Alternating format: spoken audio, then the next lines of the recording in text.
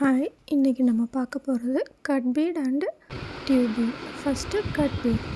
அங்கே பாருங்கள், குட்டி குட்டியாக இருக்கிறது பாருங்கள், இந்த பீடு தான் கட் பீட். இது வந்து ஸ்ட்ரெயிட் லைன் போட்டு நம்ம வந்துட்டு ஒரு கட் பீடாக தான் போடணும், ரெண்டெல்லாம் போடக்கூடாது. கொஞ்சம் கேப் இருந்தாலும் பரவாயில்ல, ஒன்றும் பிரச்சனை இல்லை. அங்கே பாருங்கள், ஸ்ட்ரெயிட்டாக ரொம்ப போட்டு அழுத்தி இறுக்கிலாம் போடக்கூடாது. அப்படி போட்டால் என்ன ஆகும்னா நூல் அறுந்துடும். ஸோ அதனால்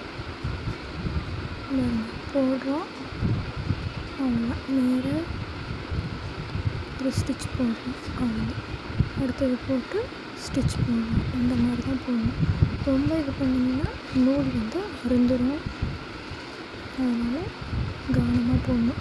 இது வந்துட்டு நம்ம குட்டி குட்டி ரவுண்ட் ஷேப்பு, கொடி ஷேப்பு, இந்த மாதிரி இதுக்கெலாம் இந்த கட் பீட் யூஸ் பண்ணலாம்.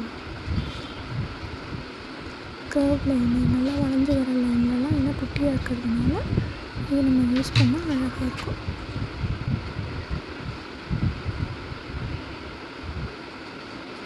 இந்த மாதிரி ரெண்டெல்லாம் போடக்கூடாது, சிங்கிளாக தான் போடணும்.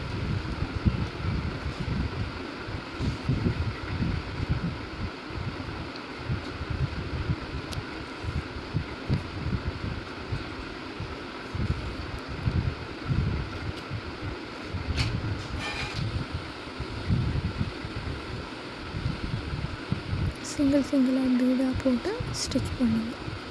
இது வந்து கட் பீட்.